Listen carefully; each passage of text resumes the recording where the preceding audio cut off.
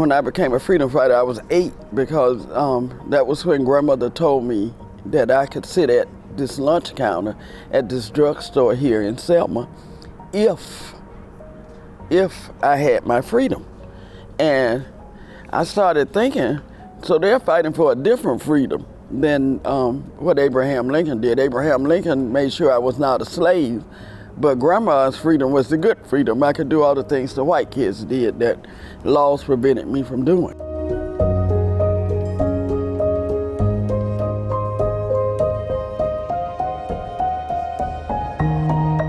The drugstore where I realized that the freedom was, it was different freedoms, also had a side door that we would go through.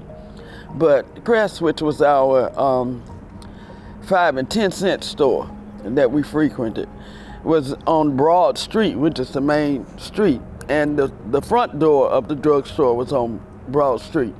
And oftentimes people would gather, they'd meet friends on the street and they'd stop and have a chat.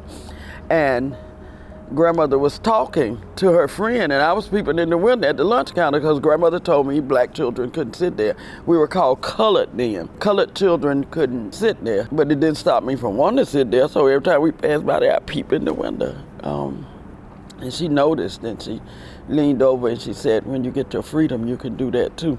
I became a freedom fighter that day, okay, because I wanted grandma's freedom.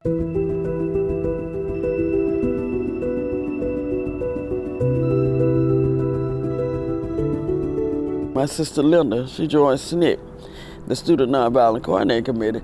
And of course, being the older sister, she had to babysit us, so I would go to the meetings with her.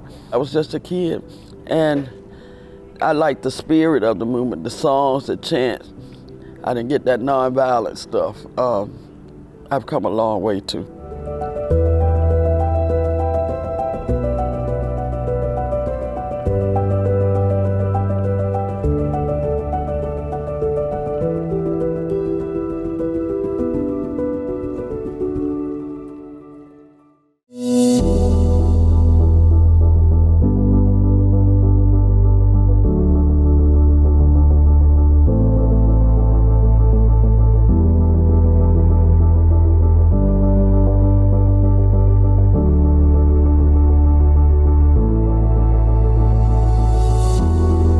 The marching part was fun because anytime you can go against authority, you feel powerful. I liked that part. Now, jail was really scary at certain times, but after you got in, you were with all your friends. So whatever happened was always fun.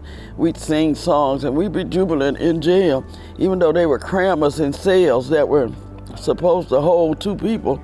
And you'd have 30, 40 people in one cell. And that part wasn't so good.